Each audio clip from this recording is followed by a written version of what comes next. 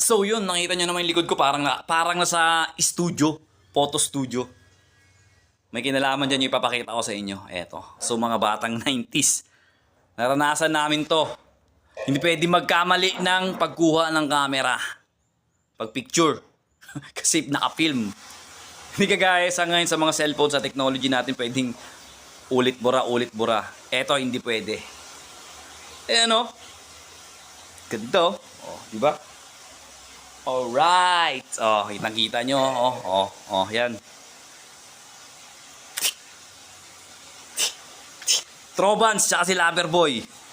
Sa mga taga San Antonio kung nalalaman nyo.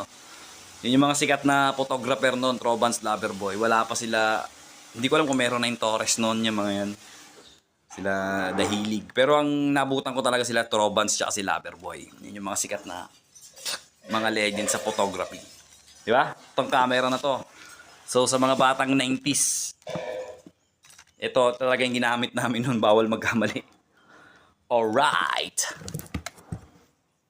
So yun, mga batang 90s nakaabot. Ito, naabutan namin noon. Ito, may ganyan siya, parang pagka ano mo, ano bang tawag ito? Ibabalik ko na siya, rewind. Tapos bago mo ang tawag doon? Hindi print. Ipapadevelop.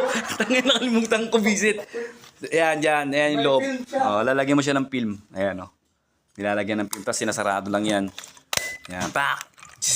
Tapos, 12 shots, 24 shots. Pinakamarami yata, 36. Oh, pag medyo maganda-ganda yung budget mo, 36 shots. Kasi mahal din yung develop sa Red Room. Diba? Tapos, tik-tik. Ganun lang yan.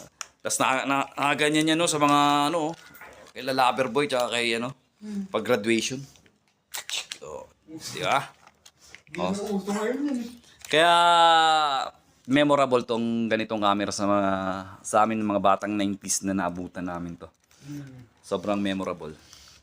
So, sa inyo mga millennial, hindi nyo naabutan yon.